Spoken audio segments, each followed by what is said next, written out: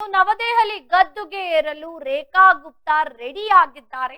ಇದಕ್ಕೆ ಸಂಬಂಧಪಟ್ಟಂತೆ ಈಗ ಒಂದು ಬ್ರೇಕಿಂಗ್ ನ್ಯೂಸ್ ಇದೆ. ಪ್ರಮಾಣ ವಚನವನ್ನ ಸ್ವೀಕಾರ ಮಾಡಲು ಸನ್ನದ್ಧರಾಗಿದ್ದಾರೆ ರೇಖಾ ಗುಪ್ತಾ. ಇಂದು ದೆಹಲಿಯಲ್ಲಿ ಪ್ರಮಾಣ ವಚನ ಸ್ವೀಕಾರವನ್ನ ಮಾಡಲಿದ್ದಾರೆ. ಶಾಲಿಮಾರ್ ಬಾಗ್ ಕ್ಷೇತ್ರದ ಶಾಸಕಿ ಆಗಿರುವಂತಹ ರೇಖಾ ಗುಪ್ತಾ ಗದ್ದುಗೆ ಏರಲು ರೆಡಿ ಆಗಿದ್ದಾರೆ. ಮೊದಲ ಬಾರಿ ಗೆದ್ದು ವಿಧಾನಸಭೆ ಪ್ರವೇಶಿಸಿರುವಂತಹ ಮಹಿಳೆ ದೆಹಲಿಯ ನೂತನ ಸಿಎಂ ಆಗಿ ಪ್ರಮಾಣ ವಚನವನ್ನ ಸ್ವೀಕಾರ ಮಾಡಲಿರುವಂತದ್ದು. ಇನ್ನು ಸಿಎಂ ಆಗಿ ಪ್ರಮಾಣ ವಚನವನ್ನ ಇವತ್ತು ಸ್ವೀಕರಿಸಲಿದ್ದಾರೆ. ಐತಿಹಾಸಿಕ ಕಾರ್ಯಕ್ರಮಕ್ಕೆ ನವದೆಹಲಿ ಇವತ್ತು ಸಾಕ್ಷಿಯಾಗಲಿದೆ. ಇನ್ನು ಬಿಜೆಪಿಯಿಂದ ದೆಹಲಿಯ ನೂತನ ಮುಖ್ಯಮಂತ್ರಿ ಯಾರು ಎಂಬ ಕುತೂಹಲಕ್ಕೆ ಈಗ ಕೊನೆಗೂ ಕೂಡ ತೆರೆ ಬಿದ್ದಿದೆ ಅಂತ ಹೇಳ್ಬಹುದು. ಯಾಕೆ ಅಂತ ಅಂದ್ರೆ ಬಹಳಷ್ಟು ಚರ್ಚೆ ಆಗ್ತಾ ಇತ್ತು. ಈಗ ಫೆಬ್ರವರಿ 5ರಂದು ದೆಹಲಿ ವಿಧಾನಸಭೆ ಚುನಾವಣೆ ಮುಗಿದ ಕೆಲವೇ ದಿನಗಳಲ್ಲಿ ಶಾಸಕಿ ರೇಖಾ ಗುಪ್ತಾ ಅವರನ್ನ ದಿಲ್ಲಿ ಸಿಎಂ ಅಂತ ಘೋಷಿಸಿದೆ. ಬಿಜೆಪಿ ಶಾಸಕಾಂಗ ಪಕ್ಷದ ಸಭೆಯಲ್ಲಿ ರೇಖಾ ಗುಪ್ತಾ ಅವರನ್ನ ದೆಹಲಿ ವಿಧಾನಸಭೆಯ ನಾಯಕಿಯಾಗಿ ಆಯ್ಕೆ ಮಾಡಲಾಗಿದೆ. ಇಂದು ದೆಹಲಿಯ ಐತಿಹಾಸಿಕ ರಾಮಲೀಲಾ ಮೈದಾನದಲ್ಲಿ ನಡೆಯುವ ಸಮಾರಂಭದಲ್ಲಿ ಪ್ರಮಾಣ ವಚನವನ್ನ ಸ್ವೀಕಾರ ಮಾಡಲಿದ್ದಾರೆ.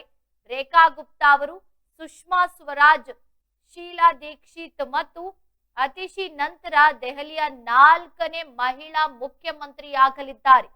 ಮಮತಾ ಬ್ಯಾನರ್ಜಿ ಜೊತೆಗೆ ರಾಷ್ಟ್ರದ 2ನೇ ಹಾಲಿ ಮಹಿಳಾ ಮುಖ್ಯಮಂತ್ರಿ ಆಗಲಿದ್ದಾರೆ. ಪ್ರಸ್ತುತ ಬಿಜೆಪಿ ಆಡಳಿತದಲ್ಲಿರುವಂತಹ ರಾಜ್ಯಗಳಲ್ಲಿ ರೇಖಾ ಗುಪ್ತಾ ಏಕೈಕ ಮಹಿಳಾ ಮುಖ್ಯಮಂತ್ರಿ ಆಗಲಿದ್ದಾರೆ ಅನ್ನೋದು ಬಹಳಷ್ಟು ಹೆಮ್ಮೆ ತರುವಂತಹ ವಿಚಾರ.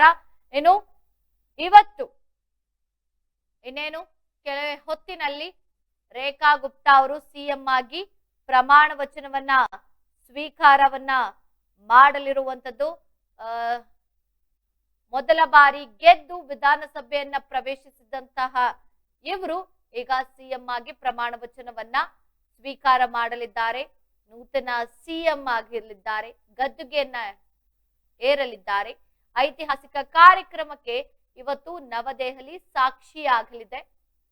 ಫೆಬ್ರವರಿ 5ರಂದು ದೆಹಲಿ ವಿಧಾನಸಭೆ ಏನ್ ಚುನಾವಣೆ ಆಯ್ತು, ಅದಾದ ಕೆಲವೇ ಗಂಟೆಗಳಲ್ಲಿ ಇವರನ್ನೇ ಸಿಎಂ ಅಂದ್ರೆ ಮಹಿಳೆಯನ್ನೇ ಸಿಎಂ ಮಾಡ್ಬೇಕು ಅಂತ ಬಹಳಷ್ಟು ಚರ್ಚೆಗಳು ಕೂಡ ನಡೆದಿದ್ವು. ಈಗ ಅದಕ್ಕೆ ಸಂಬಂಧಪಟ್ಟಂತೆ ಇವತ್ತು ಪ್ರಮಾಣ ವಚನವನ್ನ ರೇಖಾ ಗುಪ್ತಾ ಅವರು ಮಾಡಲಿದ್ದಾರೆ. ಇನ್ನೇನು ಕೆಲವೇ ಹೊತ್ತಿನಲ್ಲಿ ದೆಹಲಿ ಸಿಎಂ ಆಗಿ ಆಯ್ಕೆ ಆಗಿರುವಂತಹ ಅವರು ಇವತ್ತು ಪ್ರಮಾಣ ವಚನವನ್ನ ಸ್ವೀಕರಿಸಲಿರುವಂತದ್ದು. ಅದ ಜೊತೆಗೆ ದೆಹಲಿಯಲ್ಲಿ ಬರೋಬ್ಬರಿ 27 ವರ್ಷಗಳ ನಂತರ ಬಿಜೆಪಿ ಅಧಿಕಾರಕ್ಕೆ ಬಂದಿದ್ದು ಅತ್ಯಂತ ಒಂದ್ ರೀತಿಯಾಗಿ ಜಾಣ್ಮೆಯಿಂದ ಹೆಜ್ಜೆಯನ್ನ ಇರಿಸಿದೆ. ರೇಖಾ ಗುಪ್ತಾ ಅವರ ಹಿನ್ನೆಲೆ ಏನು ಹಾಗೂ ಅವರು ಏನು ಅನ್ನೋದೆಲ್ಲ ವಿಚಾರವನ್ನ ತಿಳಿದು ಅವರನ್ನ ಈಗ ಮುಖ್ಯಮಂತ್ರಿಯಾಗಿ ಆಯ್ಕೆಯನ್ನ ಮಾಡಲಿರುವಂತದ್ದು. ಈಗ ಅವರಿಗೆ 50 ವರ್ಷ ವಯಸ್ಸಾಗಿದೆ. ರೇಖಾ ಪಕ್ಷದ ನಿಷ್ಠಾವಂತ ಕಾರ್ಯಕರ್ತೆ ಆಗಿದ್ದಾರೆ. ದೆಹಲಿಯಲ್ಲಿ ಕಳೆದ 10 ವರ್ಷಗಳಿಂದ ಅಧಿಕಾರದಲ್ಲಿರುವ ಆಮ್ ಆದ್ಮಿ ಭದ್ರಕೋಟೆಯನ್ನ ಬೀಳಿಸುವ ಮೂಲಕ ಬಿಜೆಪಿ ಅಧಿಕಾರಕ್ಕೆ ಬಂದಿದೆ. ರೇಖಾ ಗುಪ್ತಾ ಅವರು ಮೊದಲ ಬಾರಿ ಶಾಸಕಿಯಾಗಿ ಆಯ್ಕೆ ಆಗಿದ್ದು ಮೊದಲ ಅವಧಿಯಲ್ಲಿ ಅವರಿಗೆ ಮುಖ್ಯಮಂತ್ರಿಯಂತಹ ಜವಾಬ್ದಾರಿ ಹುದ್ದೆ ಸಿಕ್ಕಿದೆ ಅಂತ ಹೇಳ್ಬೋದು. ಇನ್ನು ದೆಹಲಿಯ ನೂತನ ಸಿಎಂ ಆಗಿರುವ ರೇಖಾ ಗುಪ್ತಾ ಕಳೆದ 30 ವರ್ಷಗಳಿಂದಲೂ ಬಿಜೆಪಿಯಲ್ಲಿ ಗುರುತಿಸಿಕೊಂಡಿದ್ದಾರೆ. 3 ಬಾರಿ ಕೌನ್ಸಿಲರ್ ಆಗಿದ್ರು. ದೆಹಲಿಯಲ್ಲಿ ಬಿಜೆಪಿ ಮಹಿಳಾ ಮೋರ್ಚಾದ ಪ್ರಧಾನ ಕಾರ್ಯದರ್ಶಿಯಾಗಿ ರಾಷ್ಟ್ರೀಯ ಕಾರ್ಯಕಾರಿ ಸಮಿತಿಯಲ್ಲಿ ಸಹ ಗುರುತಿಸಿಕೊಂಡಿದ್ರು. ಈಗ ಏನು 5ನೇ ತಾರೀಕು ದೆಹಲಿ ವಿಧಾನಸಭಾ ಚುನಾವಣೆಯಲ್ಲಿ ಇಲ್ಲಿನ ಶಾಲಿಮಾರ್ ಬಾಗ್ ಕ್ಷೇತ್ರದಿಂದ ಸ್ಪರ್ಧೆ ಮಾಡಿ ಗೆದ್ದಿದ್ರು. ಎಎಪಿಯ ವಂದನಾ ಕುಮಾರಿ ಅವರ ವಿರುದ್ಧ 29,595 ಮತಗಳ ಮೂಲಕ ಭರ್ಜರಿ ಗೆಲುವನ್ನ ಸಾಧಿಸಿದ್ರು. ಜೊತೆಗೆ ಈಗ ಅವರಿಗೆ ಒಂದು ಮುಖ್ಯಮಂತ್ರಿ ಆಗುವಂತಹ ಜವಾಬ್ದಾರಿ ಸಿಕ್ಕಿದೆ. ಇವತ್ತು ಅವರು ಪ್ರಮಾಣ ವಚನವನ್ನ ಸ್ವೀಕಾರ ಮಾಡಲಿದ್ದಾರೆ. ಜೊತೆಗೆ ಅವರ ಹಿನ್ನೆಲೆಯನ್ನ ನೋಡೋದಾದ್ರೆ ರೇಖಾ ಅವರು 1992ರಲ್ಲಿ ದೆಹಲಿ ವಿಶ್ವವಿದ್ಯಾಲಯದ ದೌಲತ್ ರಾಮ್ ಕಾಲೇಜ್ನಲ್ಲಿ ವಿದ್ಯಾಭ್ಯಾಸ ಮಾಡುವಾಗಲೇ ಅಖಿಲ ಭಾರತೀಯ ವಿದ್ಯಾರ್ಥಿ ಪರಿಷತ್ನ ಮೂಲಕ ರಾಜಕೀಯ ಪಯಣವನ್ನ ಶುರು ಮಾಡಿದ್ರು. ಕಾಲೇಜು ದಿನಗಳಲ್ಲಿ ಅವರು ರಾಜಕೀಯದಲ್ಲಿ ಸಕ್ರಿಯವಾಗಿದ್ರು. ಮುಂದುವರೆದು 1996ರಿಂದ 97ರ ಅವಧಿಯಲ್ಲಿ ದೆಹಲಿ ವಿಶ್ವವಿದ್ಯಾಲಯದ ವಿದ್ಯಾರ್ಥಿ ಒಕ್ಕೂಟದ ಅಧ್ಯಕ್ಷರಾಗಿ ಕೂಡ ಇದ್ರು. ಈಗಾಗಲೇ ಹೇಳಿರೋ ಪ್ರಕಾರ 3 ಬಾರಿ ಅವರು ಕೌನ್ಸಿಲರ್ ಆಗಿ ಕೂಡ ಸೇವೆಯನ್ನ ಸಲ್ಲಿಸಿದ್ದಾರೆ. ಸ್ಥಳೀಯ ಮಟ್ಟದಲ್ಲಿ ಕೆಲಸ ಮಾಡಿದ್ದಾರೆ. ಪಾಲಿಕೆ ಸದಸ್ಯರಾಗಿ 3 ಅವಧಿಗೆ ಆಯ್ಕೆಯಾಗಿ 2007ರಲ್ಲಿ ರೇಖಾ ಗುಪ್ತಾ ಅವರು ದೆಹಲಿಯ ಉತ್ತರ ಪಿತಂಪುರ ಪ್ರದೇಶದಲ್ಲಿ ಕೌನ್ಸಿಲರ್ ಆಗಿ ಕೂಡ ಆಯ್ಕೆ ಆಗಿದ್ರು. ಬಹಳಷ್ಟು ಹುದ್ದೆಯನ್ನ ಮಾಡಿರುವಂತದ್ದು, ಪಕ್ಷಕ್ಕಾಗಿ ಬಹಳಷ್ಟು ದುಡಿದಿದ್ದಾರೆ. ಇದೆಲ್ಲವನ್ನ ಗಮನಿಸಿದಂತ ಹೈಕಮಾಂಡ್ ಈಗ ಅವರನ್ನ ಮುಖ್ಯಮಂತ್ರಿಯಾಗಿ ಆಯ್ಕೆ ಮಾಡಿದೆ. ಇನ್ನೇನು ಕೆಲವೇ ಹೊತ್ತಿನಲ್ಲಿ ಇಂದು ಅವರು ಪ್ರಮಾಣ ವಚನವನ್ನ ಸ್ವೀಕಾರ ಮಾಡಲಿದ್ದಾರೆ.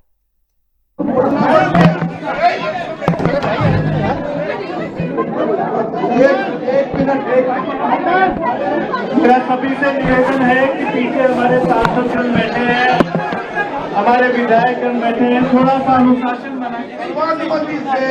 प्रियंका को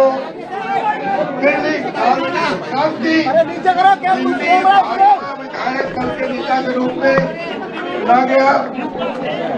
3 प्रस्तावक थे वरिष्ठ नेता प्रदेश वर्मा जी।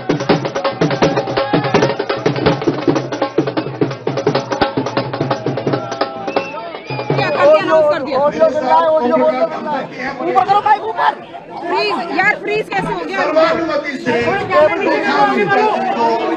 विधायक दल के अरे फ्रीज आ रहा है, फ्रीज आ रहा है, फ्रीज है। अब हम सभी जा रहे हैं राजभवन। अब आ रहे, अब आ रहे, थोड़ा सा लेफ्ट साइड, अभी रुको, अब आ रहे 14 server 14 server 14।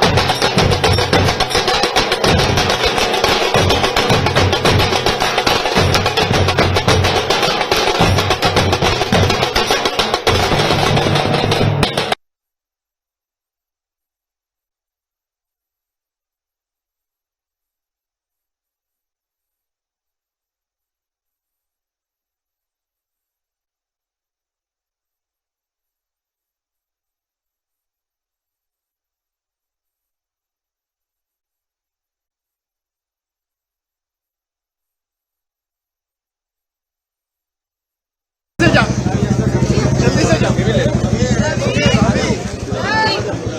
Thank you so much everybody, please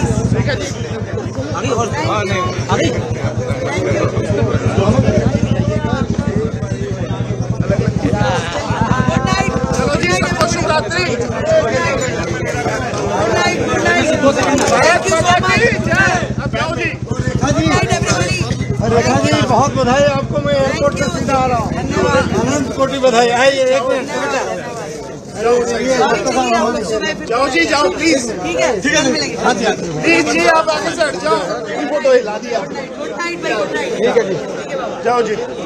कोई नहीं, आराम से आराम से हो गया यार, बेटा मनीष पर उन नहीं है पासेस मेरे पास, आराम से करेंगे ना। और कोई पासेस नहीं है। आपकी हो चुकी है जी फोटो, प्लीज। इसकी नहीं हुई थी। अच्छा, सिस्टम लेगा। हमारा कोई भी कार्यकर्ता, पार्टी का कार्यकर्ता यहाँ पे ना हो।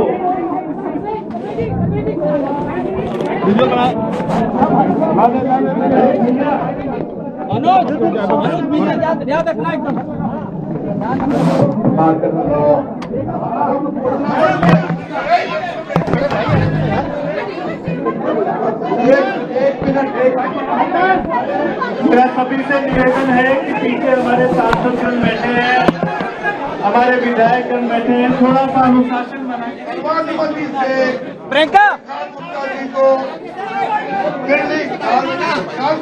नीचे करो, क्या विधायक दल के नेता के रूप में चुना गया। 3 प्रस्तावक थे वरिष्ठ नेता प्रदेश वर्मा जी।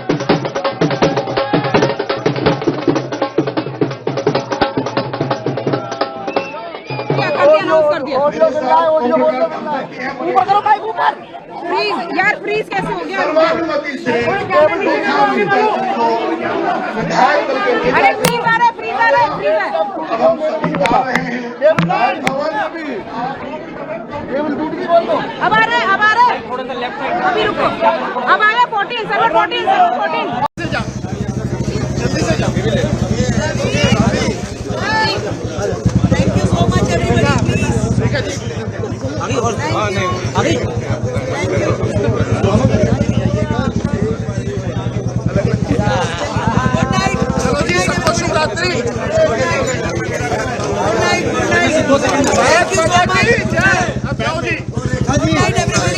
रेखा जी बहुत बधाई आपको। मैं एयरपोर्ट से सीधा आ रहा हूँ। अनंत कोटि बधाई। आइए एक मिनट।